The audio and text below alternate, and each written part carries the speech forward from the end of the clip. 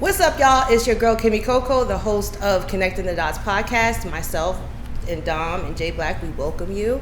We are being sponsored by our favorite sponsor, Seaux Mississippi Candles. No one ever tells me that my headset's still connected or anything, so excuse me, folks, while I get it together. We get in here rushing today. We have a special guest, and we like to keep everyone informed, but we like to highlight some people in the community that do great things as well. Mr. Wilson, Anthony Wilson, Executive Director of Equity in Education. Welcome you to the show. Thank you. Tell everybody who you are and what you do and why there's been so much attention on what you've been doing in the community. One, thank you for having me. You're welcome. Super excited to be here with all y'all. I'm Anthony Wilson, the Executive Director of Equity in Education. We are a 501c4 advocacy organization, anti-racist advocacy organization, focused on passing really bold policies at the district level and then electing great people to pass those policies for the school board. And I imagine some of the attention that's been given to us is that we're the first 501c4 in the city of Atlanta focused on education in the school board. And so when you think about, like, when you look at your ballot, the last people on the ballot are school board members. Time out. I just want to interject right quick. Yeah. You mean in a city like Atlanta, your organization is the first organization to focus on this Equity area. in education. Yes, specifically on school board. That's on crazy. the board, because they don't mind hiring some black teachers, right? But it's the board that makes those decisions that we need to. So what is the race makeup of some of the school boards of past that made this a thing for you to do? So, I mean, there's a lot. So there's a cheating scandal that happened years ago. Right. Are you guys familiar with that? Let's talk about that briefly for those that don't know. There was a cheating scandal on the state exams, was it? The standardized tests. And it was alleged, I'm sure some have since been prosecuted, I think, for doing this and fired and removed from education for cheating and giving the students the answers. Is that what they allegedly did? Allegedly. Okay. Cheating. So hence the cheating scandal in Atlanta. And a lot of teachers lost their jobs. A lot of school board members, did they lose their jobs too? So that's where it started, the focus on transforming education here in Atlanta, started from the school board. So following the cheating scandal, there was a whole new slate of candidates, young folks who ran as a slate. And young, smart kids who wanted to see change, and they were all elected. And so the hope was that once we figure out the reform efforts that need to happen in Atlanta, we can see change happen in our schools.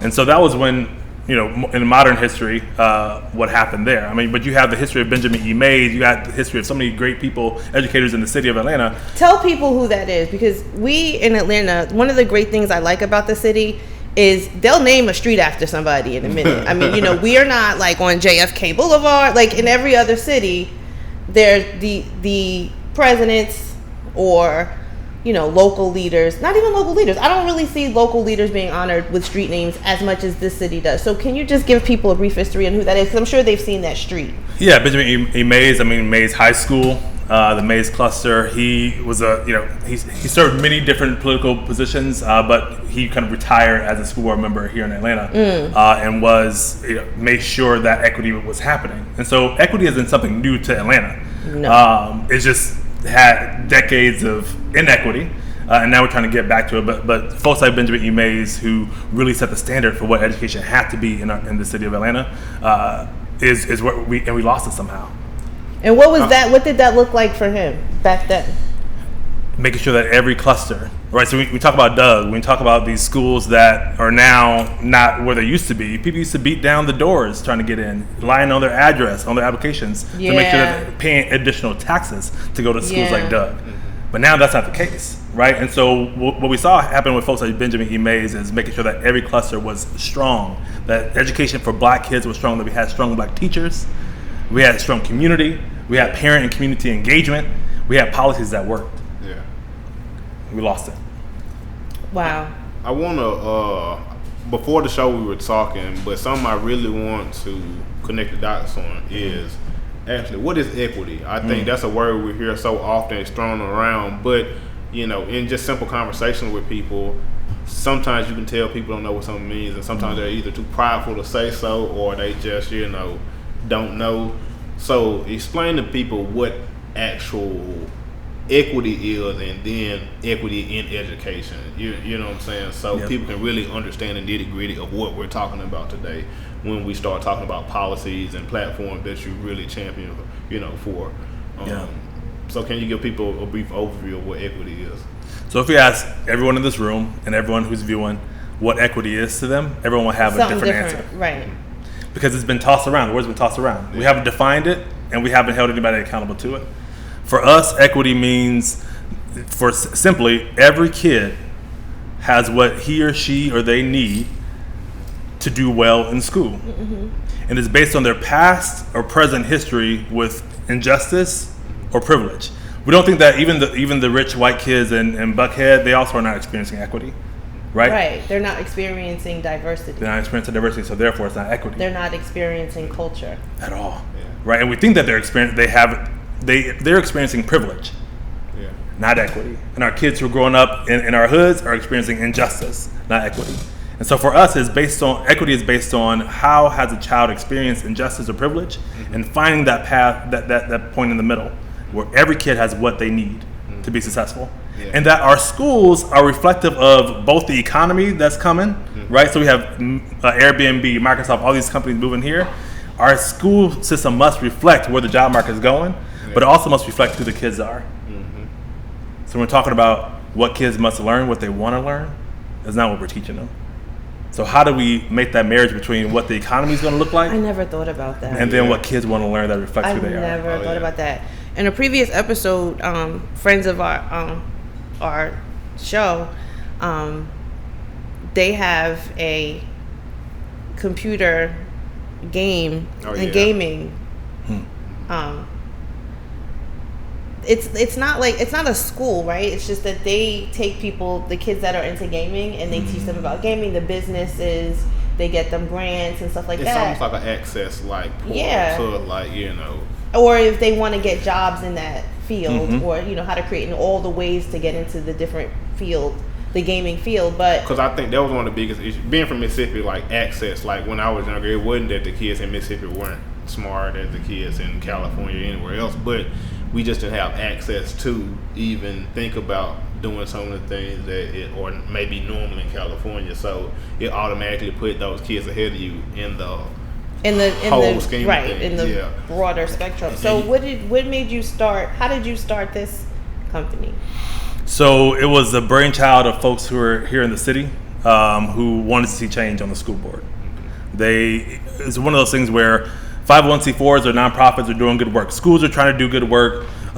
Different nonprofits are trying to do good work, but it always fails when they get to the school board, right? When you want to pass a policy that works, you don't have courageous folks who are going to pass the policies. All the work that you're doing is almost for nothing, right? And so the organization was dreamed up because the folks recognize that they want to have more courageous people. It's not saying that the school board members are not courageous. They're smart, they're talented, they are courageous, but something stops them from accessing that courage. And so this organization was created to help school board members find that courage to do what's right for kids. And so we started in December. And so we're a young organization, but we're trying to make it pop. Working with community, working with other organizations, because it's not our vision. It's what's the vision of the city for every child in the city. Yeah. So what do you see as the future of the organization?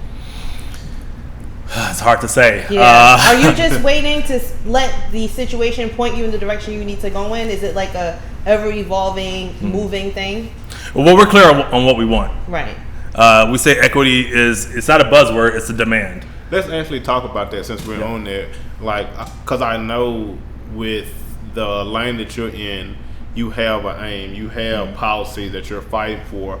What are the platforms and policies that you are pushing for, for equity in education here in Atlanta? Like, what can we line this organization up with when we see it?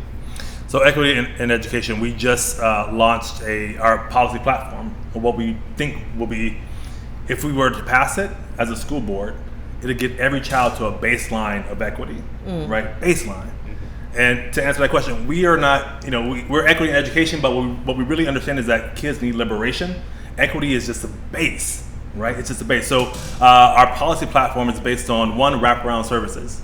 We know that in our communities, especially given COVID, access to food, to health care, to washers and dryers, whatever. So we live in food internet, internet. Basic. People literally talking about online school and you don't have realize internet or a laptop or the bandwidth to maybe mama wasn't going to pay the cable bill or the internet bill. She lost her job during COVID. And so one is wraparound services. We really believe that if the school district is able to ensure that every school in every cluster has access to neighborhood assets, because all of our neighborhoods have assets, churches, businesses. So, I'm sorry. No, did I cut you off? Because I do that sometimes. I'm here. I'm because in your world. The questions just come, and then if I don't go like that, so because we talk about politics a lot and our leadership in the state, right? Local leadership, as well as state leadership, as well as federal government leadership. You mentioned the money that the cities have, specifically earmarked for some of these things. How closely do you guys work with the local government or the elected officials, to get what you need? Because I always hear, and people always say, Black people always vote Democrat, but then they never get what they want. But it's these things that happen in the community, these organizations, and these people, and this line of communication that is the one that unplugs, so to speak, that flow. Yep. Yeah, so do you work with the government, the local government? Yes. So we believe that local politics matters most, right? So when you're thinking about what happens when you walk outside the door, how the street looks. It's speed bumps, potholes. We know here we got a lot of potholes, right? So everything that we experience every day is based on local government decisions. Yeah. The only time we need state or government is when local doesn't work right? And so we try to work really well with city council members and school board members to bridge the gap between the school board and the city council. Right? They haven't met. I think they've only met one time in 2 years. Wow. So kids are part of the city. Right. Once they leave that school building, they're citizens. Part of the city. Yeah. Kids are a huge part of the city. Right. Yeah. And so the fact that those two governing bodies aren't talking, it's like, nah, we got to get you out to the table. Right. So for us, we focus on how are we supporting elected officials? Because it's not about let's just get you out because you ain't doing what we want. It's how do we support you to do That's my strategy. Right. So some folks don't need to be sitting where they sit. Right. Yeah. So that's why we go knock out some incumbent in our Board of Education race. But we work with local government because we know that everything happens locally. And if we can get it right in our communities, what we need state for. You gotta be mad at the president or the governor or none of those people if you can. So sweep in front of your own door first. Yeah. And if to your point about voting Democrat or Republican, what have you, at the end of the day, local politics is nonpartisan, right? So no matter where along the line you sit, what happens in your community, it don't have a political party attached to it. We all want the same things. We want our neighborhoods to be safe. We want our kids to be thriving. We want our schools to be top notch. We want our businesses to thrive. Globally. I think that there's a hang up when people don't think globally. Right. And that's my problem. When people are in powerful positions or in leadership or just people that contribute to these conversations, are we competitive on a global scale? Because now that everything's virtual, the job market, hey, you can hire somebody somewhere else that knows how to do this and will do it for a lot cheaper. Yes, because as folks in Atlanta say, Atlanta influences everything. Yeah. And that's real, right? That is so real. And I was an Atlanta denier. I moved here 4 years ago from Houston. Okay. I'm from New Jersey. I'm from New Jersey, but I spent 10 years in Houston. And I was like, Atlanta influences everything. Why do they keep saying that? But when I moved here, you saw it. And I moved here right before the Stacey Abrams, Brian Kemp debacle. So I witnessed it firsthand. And with the recent Senate elections, I was like, wow, it does, doesn't it? I think there's, hip hop, okay, we know that. that's true. But in the culture, in politics, like it just keeps escalating. Yeah. This is literally the center of the universe right now. This is the center of the universe right now. I think, I was talking about I've been here 13 years and I still, maybe I'm just a country bumpkin or whatever, but it still amazes me that when I get on, I turn on TV and I turn to CNN, they like literally shoot it right there. Mm-hmm. Like when you watching the like news, it's like, yo, that's like right here in Atlanta, like, and that's foreign because like all across the country they are watching, like, what happens here. Yeah, so it's kind of like you just don't think about it like that, but like it really like it does. Yep. And so this is a global city. It's an international city, the biggest airport in the world, right? Or business airport in the world. Yeah. You've got, you name it. We flipped Georgia blue twice, right? And so nothing happens in the country anymore outside of We flipped the Atlanta. country blue, as a matter of We fact, flipped based the on. country blue. So when we're thinking about what education must be, it must be able to flip the world here in Atlanta. If equity cannot happen in Atlanta, it cannot happen anywhere. We have black leadership, black business, we got black politicians. We have the conditions that are ripe for kids to succeed in our city. We got to make it happen. Are you a teacher? I started my career as a teacher. I was a high school English teacher in Houston, Texas. Westbury High School in Southwest. Yeah. Look at that connection. So I was an A-Leaf, Okay. and so it's not. Yeah. Shout out to Houston. Love Houston. That's so fun. Yeah. I'm going to Houston tomorrow. Okay. But anyway, so I really, because you have that. So do you mentor to any of the children?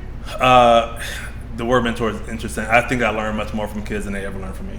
Absolutely. They're endless. They're infinite. They have all the questions that we, as we get older, we stop asking, and I feed off their energy. The only thing I can provide them is like a little bit of wisdom, that I do have, that are these few gray hairs. But honestly, it's any good teacher worth their snuff would say they always learn more than they've ever taught. Yes. But I still, my kids are now like 28 to 30, so they're old. They're still my best friends to this day. That's what's like they up. come visit Really? me, we hang out, we go on trips international. Like they're really Wow. we still have that connection because they are the people who showed me who I was as a man, as a black man, as a human being. And so once you know the power of what the classroom can create, you understand that that's where the revolution starts. That's where the global change starts, is in every classroom. Absolutely. And I always tell people, like, I always tell people you must think about both sides of things. For equity to be the thing that should be a given, there's a fight for it. Yeah. There's a reason it's a fight for it. I always tell people there is a whole movement on keeping people miseducated. Because if you can keep people miseducated or lesser educated, you can control them a lot more. Through a lot of different means. So that's why I call people like yourself who have been teachers who fight for equity in education, that fight for these things. You guys are really superheroes because, education really does mold the future. And if we don't invest in the things that are most important, like education, we're going to see the results of it down the line. So I'm always happy to see people like yourself that are so passionate about the youth and the education and making sure that these things are fought for, because it's so many other distractions out here and so many other things to promote besides education, but it's so important. So Let me tell you something. If you have an education, right, if you're formally educated, I would say you're miseducated. If you go get a college degree, you're miseducated. If you don't have one, you're undereducated. So we have to change what we think education is. If you have a degree, because I always say this, if degrees change the world, then we would change it by tomorrow. Because everybody who has a position of power in this country has a college degree. right. Why haven't we changed it, right? It's like what kids are being taught is not what is necessary to change the world. So we got to change what kids are learning to be able to change that world. Because the people they see every day on social media, the people that are moving about in the world, That are influencing them. don't have college degrees, Don't have but they college are wealthy. Yeah. So they just want to know how to get the bag. They don't want to know, they don't want to go the long way. They don't want to go the long way. Yeah. Right. Show me how to make money. Show me how to make money. Yeah. So that takes a special kind of person to be able to do that. So I applaud you for that. So tell us about your team. How does your wheels turn? How it works. I do want to get back to the policies. I do want to talk about the policies, but I'm blessed to have an incredible team. We have a political director, Erica Pines, who's second to nobody. We've got incredible comms team. Our board is strong, small and mighty. So we're hoping to expand at some point soon. But what we're trying to figure out is who's our broader team. Who are people in the community? So education doesn't exist in a vacuum. People who are fighting for Black Lives Matter, people who are fighting for housing justice, people who are fighting for economic justice, all happens in intersectional education. So when I'm thinking about my team, I'm thinking about who else is doing the work on the ground, because we all need help. We're working in silos around the same issues. What happened is, I call it Voltroning up, right? We just stack on each other, and we can knock out inequity if we wanted to. That's the thing that I realized about this city and every city across the country is if we wanted to do it, we'd do it. Yeah. So when I'm thinking about my team, we have an incredible team. Thank God for them. But I really want to figure out what's our citywide team, so we can create a citywide vision of equity that touches every aspect of city life, not only education but across the city. And then we can move forward together with one vision for Atlanta. One vision. If we say we want to be prosperous, what does that prosperity look like for housing for every citizen in Atlanta? Not just those who have means, those who we're trying to kick out. Right? What does justice and equity look like for them? How do you do that? That is such a huge responsibility, and I'm learning that in the city, getting the people you don't want, the people that are not contributing to the growth, I'll put it that way. They're not contributing to the growth of the city. The actions are making property value go down, bringing crime, not making people feel safe and comfortable. Being a part of a community is also saying, we might need you to check this out. There's alternatives for you to be more involved. And that takes a strong person. So how do you encourage people to do that? Or how do you do that? That's scary to do. Just listen. People are hurting. Yeah. People, when I know people who commit crime, I would say the vast majority of them don't want to do it. Yeah, that's a last resort. Last resort. They don't want to be out there doing that. They don't. But the city has not provided them an access to their own justice. Kids, and there's a lot of people who are working with the water boys, but these water boys are incredible, brilliant young men. Brilliant. Yeah. They would prefer to do anything else besides sell water on the corner. They would rather do anything else besides sell water, but they have to survive, right? We're not. So the question is, how do we create a city for them to thrive and that they feel as though they can stay?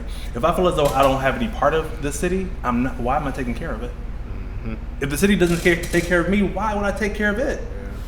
If I'm seeing that you're rolling out the red carpet for newcomers who don't have any idea about what Atlanta is, and I've been here for 20, 30, 40 years, it's not mine. You're telling me it's not mine. Right. So I would say what I love to do is just listen. One, I don't know anything. I've been in Atlanta for less time than you have. So one, listening, and then figuring out, okay, well, what I'm hearing Dom say is that he needs access to a computer because he wants to be a gamer. He needs coding. Microsoft is coming. All right, the city council would say, or a mayor would say, all right, Microsoft, if you're coming to our town, 50 plus 1% of your employees must be from Atlanta. So that means that the school board would say, all right, we have jobs earmarked for our kids. Let's make sure that our curriculum matches what these jobs are. It's kind of quick. It's easy to do it, but we have to have the political will that says we want our Atlantans to stay in Atlanta, and we want to create that economy for our kids to stay. Have you ever considered running for office? Hey, I'm just gonna cut to the chase because when I see it, you gotta grab it. That's the kind of leadership that we need. Right now, I'm focused on getting people who are far smarter than I am. Look, you don't have to be smart necessarily. Committed. Okay. We were talking about that earlier. When we think about the kids are, I grew up in Compton, California. I'm the son of two original gang members. I went to schools. I was the youngest of four. Wow. My older siblings went to the neighborhood school. They were far smarter than I am. I had 3 older siblings. The only difference between the life that I eventually live and theirs is where I went to high school. Only thing, we grew up, we ate the same foods, we shared rooms, we went to the same church, we did everything the same. Yeah. Only thing that was different was where we went to high school. And knowing that is like, all right, I get it. I get it now. Yeah. That's a pivotal age, 14 to 17. 13 to 17. Yep. Looking for direction. And looking for I mean, direction. that's when that's a pivotal age. Because our kids are brilliant, but what they also know is that when they're experiencing inequity, they know it. So when I was in school, I knew it was bullshit. We had riots, we had fights. Some of our teachers would tell us that we would never be anything. So how am I going to engage with that? Our kids are still hearing that in our schools. Yeah. So same thing with if the city's not showing you that you belong, if your classroom don't show you that you belong, why the heck would I pay attention to you? So when we see the scores, when we see the state of the schools, it's not because kids are dumb. They know that they're being mistreated, and we're asking them to participate in a system that they know they're getting shortchanged in. We won't go to a restaurant if we know they serve bad food. You know, too often people move and they live in a neighborhood and they kind of just like take what they can get. You know, this is where I live, so this is the school my kids are going to go to, and that's that. They don't get involved after that. Whatever they're dishing out at the school is what my kids are going to get, because this is where I live and this is what the school system is giving them. But do you think that more participation from the parents is necessary to fit into this, to make this work? 100%. I mean, we have to get parents learned up on what's going on. Every parent wants their child to be successful. Everyone. But sometimes our parents went to the same schools that we went to. So if I had a history of having bad education and my mama had one and my grandma had one, right. We don't have, like, this is what we know. Right. Yeah. But then our kids are now saying, I want what they have in North Atlanta school. I want what they have at Midtown. Right, because now the kids know. Yeah, and social media, they see what the They other see kids it. are doing at their school. They see their basketball uniforms and So why would I come to my school if I know that it's out there Right. try. in my own city, a mile away? Well, and I'm sitting here with no books, and my books are torn apart, and I know they got brand spanking new books why would I try? So to your question about parents getting involved, parents want what's right for their kids. And there's great organizations like Atlanta Thrive, LAPS, the Latino Association for Parents of Public Education, for public schools, doing really good work to try to organize families to get more involved and to let the parents know that they have the power. If they don't send their kids to that school won't have money, that school will shut down. Yeah. So it's really helping parents understand that they have all the power. Yeah. And then two, part of our policy platform is making sure that every school cluster has incredible schools. So if I live in South Atlanta or Southwest and I don't want to send my kid to Mays or Doug, why would I have to drive 20 miles and 45 minutes to get to a school that I want to go to? I should have a great school in my own community. For sure. I shouldn't have to try to break my back making how much ever money to buy a house in a neighborhood so my school can. Parents are betting on their kids in a real way, and if they cannot afford a neighborhood or a house, then they're guaranteed to have a bad education. They're guaranteed based on their zip code to have a bad education. Yeah. There's nothing you can do about it. Yeah, that's sad. And If you don't have a car, you don't have access, you literally are just trapped. So every child and family should have walking distance access to a quality school. Walking distance access to a quality school. Yeah. And that's what we want to ensure in our policy platform. Sure. That's dope. That's really important. That's really important. Because I feel like a lot of times when we have conversations, of course you hear the same talking points from people. No child left behind, blah blah blah, but we don't realize we're literally leaving kids behind every day when we don't make sure they have what they need to be successful students. Because if they're not a successful student and learning, the things they need to learn, that's gonna catch up with them in life at some point. And so we got to give our kids a fighting chance out here, is what I call it. And like you said, equity it should be a given. It shouldn't be something we have to fight for. But thank God we do have organizations like yours out here that are taking on that fight. So, man, it's just I probably have a million questions in my head for you, because it's just it's like I'm kind of like Kymmy, like man, it's so much that encompasses this conversation of equity and education, man. Like what's been your what's been the hardest part of this journey? Because I know, it's probably been a lot of good stuff happening, because like I know for a fact your organization has been doing awesome work in a very short amount of time, because like I've heard of you. Like I try to keep my ear on what's going on, and you're doing some dynamic work. So what's been your experience on this journey of creating equity in education right here in Atlanta? It's been a beautiful journey. The outpouring of support from folks who want to see things change, from the school board members who are saying, hey, we want to know how to do this better. Mm-hmm. City council members who are saying, I've never thought about education that way and I want to champion some of that work. To organizations, local funders who are saying, we've been waiting for something like this to happen. So the outpouring of support has been there. Mm-hmm. And then of course, like the other side of that, the underbelly of that is people who are like, we don't want you to exist. Right? Really? That's out there? Yeah. I've been told by someone, a school board candidate, that I had to go back to where I come from twice. He told me that on the phone. So when you're thinking about people who don't want to see equity, right? It's like, dude, people really don't want to see it. They want to have jobs in schools enough just to pay their own bills, but when it says like you have to change your behavior in order for kids to have what they need, they don't want to do it. Yeah. Right? The people who are at the center of kids learning are adults. We put adults in front of kids all the time. We put adults' needs ahead of kids' needs every day.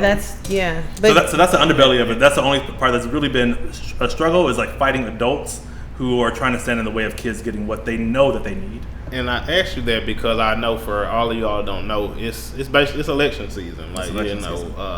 I'm pretty sure you're counting down to November 2nd. Counting down 44 days, 46 days. Yeah. So as those days get closer, I'm pretty sure you can feel the different types of energy changes, the shifts in everything that's going on here. So tell the people a little bit about the election that's coming up, why it's important, and kind of bridge that together for them, connect the dots for them.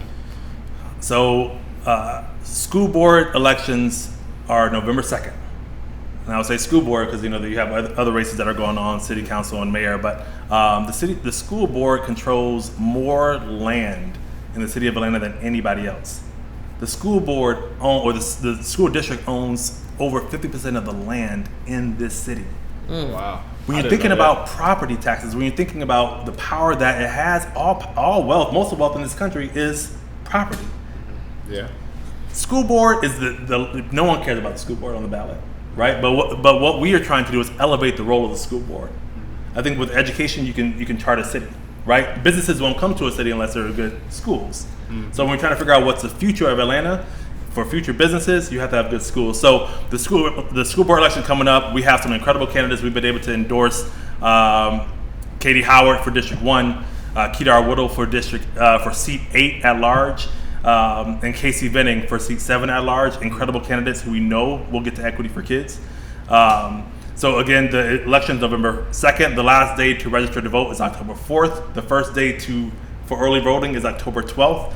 And so we are trying to make sure that really equity-minded folks are elected to that school board. Maybe they can come by too, and we can talk to them, the school board nominees. I'm about to say we're all open to anybody in the community. Yeah, because we need to let people know, because those are the lesser known elections. They don't really have the funding to like get commercials or anything like that. So it's kind of like you have to know. You have to know. And that's what we do. We want to connect the dots between what people need to know and meet them where they are. Mm-hmm. So they don't have to go digging. Yep. Because you just see names and agendas and bios. Mm-hmm. You don't know who they're connected with, who's funding them, what their real agenda is, and then you get nothing done for your school, and you're like, why? So our thing has been, one, each of our candidates that we've endorsed went through they answered a questionnaire, went through an endorsement process that included an interview, an in-person interview, cameras and everything, so it's all documented. Wow. And then documented. Transparency. That's what we need out here. And they have to answer the questions. Will you vote for equity in different scenarios? Because we don't want you to get on board. Because once you're elected, we got to have something to hold you accountable to. Before you were elected, you said you do this. Now, if you don't do it, that's what Jay Black's always says. And when you don't do that, next election, you ain't gonna have that job no more. Right, so we have to have, and getting parents involved, getting people learned up to say, okay, we voted for Katie, we voted for Kedar, we voted for Casey, and they said that they were going to do X, Y, Z, and if they didn't do it, we're going to hold them accountable. That's what we need. That's what we always preach on this show. That's what we preach. Accountability, and we're hoping to, and we're going to do a second round of endorsements for incumbents. We have some incumbents who've been really doing really good work on that school board, and they just didn't have their colleagues the votes to do the courageous work. So we want to make sure that we have a strong board, have at least 7 strong, courageous equity votes. To pass anything on the board, you need 5 votes. So we're trying to get that to 7 so we can make sure that we get to equity. Make sure. Go above and beyond. Above and beyond. Kids deserve it. Yeah, definitely. Yeah. So what your designation is 50, I used to know them all. 501c4. 501c4. Can you guys take donations? We can take donations. So if someone wanted to donate, how would they be able to do that? So it's on our website. It's edequityatl.org. And what we're trying to do is, one, I would say, we have endorsed candidates. There's a button on the website where you can see who we endorse. I would say, I would love for money to go to our organization, but I would say the most immediate need is to donate to those campaigns specifically. So to Katie Howard, Kedar Woodall, Casey Benning. If you donate to their campaigns, it will go much farther, much quicker to get those folks elected than donating to our organization. So that's ED Equity ATL.org. And so, I mean, we're putting all our eggs in the education basket. Yeah. And with hopes to, over time, figure out how do we get this right for Atlanta. And then, so Atlanta has 52,000 kids in it who go to our schools. Yeah. But then Metro Atlanta, where folks are moving and migrating to, there's 500,000 Yeah, I'm about to say, if you count the metro area, that's a lot bigger number. 500,000. So if we can get it right for Atlanta, we can start to think about what can look right for Metro Atlanta as well. Awesome. Do you have any social media for the program that people can follow? Yes. So on Instagram, we are, my comms guy would kill me, edequityatl. Here, I'll look it up. Yep. Are you looking on Instagram right now, or are you saying? I'm on Instagram. So we're on Instagram, Facebook. And is it the same name on each? I believe so. ED. Equity. It's the IG is Equity in EDU. That's what it is. Atlanta. Yeah. Okay. Equity in EDU Atlanta is Instagram, and then also you can find it on Facebook as the same. We also just wrote out our blog on Medium that really highlights the work that we're doing, but just researching what's happening already and helping people get an understanding of the conditions of our school system and what we believe is necessary to make change happen. We'll definitely check that out. We always looking for news and to help inform people, so we'll definitely check. We'll definitely check it out. Yeah, definitely. And let's talk to some of those candidates and get their information out there. Yes. So we can I can't legally talk to them, but y'all can talk to them. You can't? Oh, So- because of your designation? Well, so once we endorse a candidate, we can't talk to them. What? Because Wow. you can't coordinate campaigns. Okay, that makes sense. But I'm their cheerleader, and so y'all can definitely reach out to Casey Benning, Kedar Woodall, Katie Howard's campaigns, and get them on here. They'll be great to have. Awesome. I think we can hook that up. Yeah. So what does 2022 and post-COVID look like for equity in education? So again, we think of ourselves as a policy organization that leverages electoral politics to get the policy wins. Mm-hmm. We don't see the elections as a be-all, end-all. It's just a tool to get the policy wins. So when we're looking into 2022, we're trying to figure out how do we build sustained political action. So that, because every election you got to build people up. You got to we need to. The culture needs to be we're aware. Proactive. When's the school board election? Because I need to know what's going. When are we doing? That's what I need. Holding people accountable. That's what we preach on the show. Stay ready so you ain't got to get ready. And that's what we want to make sure that our communities are ready to advocate, ready to support school board members when they're making hard decisions. Because sometimes when they're making hard decisions, they won't make them if they have opposition. So if you pack the room, sometimes if you pack the room, people show up because there's more people there. Show up. That's why they make the line long at the club, y'all, because there really don't be nobody in there, but they want to make it look like, until the people come, they want to make you think, hey, I need to get over there and find out what's going on. Yep. So thank you for coming up here. We're going to wrap it up because I'll keep you here all day. Thank you for having me. There will be no end. Yep. But what are some parting words that you have for the people? The parting words is, honestly, if we together decide to invest in our children in a real way, so whatever you have to give, not money. You see a kid on the street, speak life into them. Yes. Resources. Each of us is a resource. Each of us is a university, a library, right? And if we give that to our kids in every setting, we can transform the city overnight. It's not only a teacher's responsibility or principals or parent responsibility. Those are all of our babies. Yes. And so I say to everybody, when you see a child, speak life into them. If they're doing wrong, speak good into them. right? Speak right into them. It takes a village. Of course, we've heard that African proverb a million times, but it really does. We don't know what a village means anymore. No. And that's why we don't know how to sad. respond to our kids. But I would say, my parting words is let's just speak life to our kids. Yes. No matter what politics happen, our kids are still real and they're still human. Right. So let's speak to them as the gods and the kings and queens that they are. Well, thank you very, very, very much for coming. Dom, you have any more questions? No, I think this was a really good podcast. I really enjoyed it. I feel like I was informed. I feel like I learned a lot. Yes, me too, always. And that's definitely what we strive for. So definitely, like she said, thank you for coming through, helping connect the dots for people.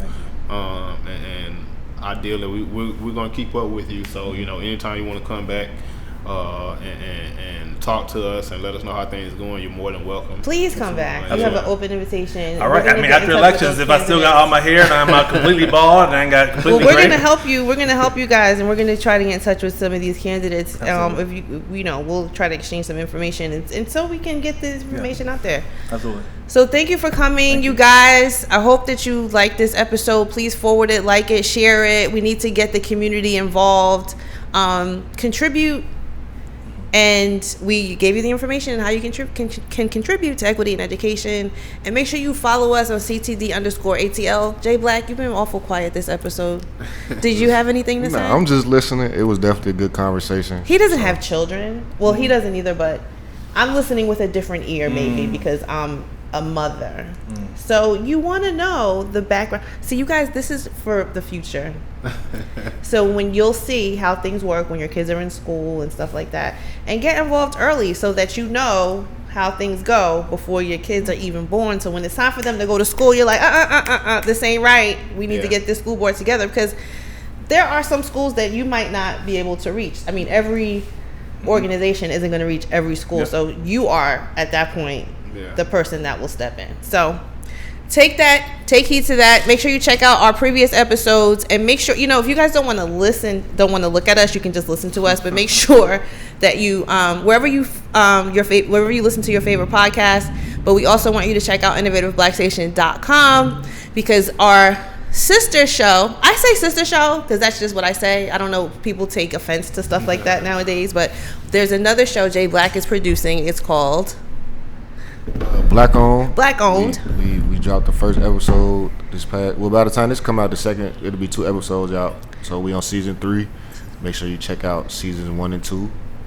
And, so check out Innovative Black Station. A visual directory of black-owned businesses. Visual directory of black-owned businesses. And so keep in touch, and we will see you guys next week. We out. Peace.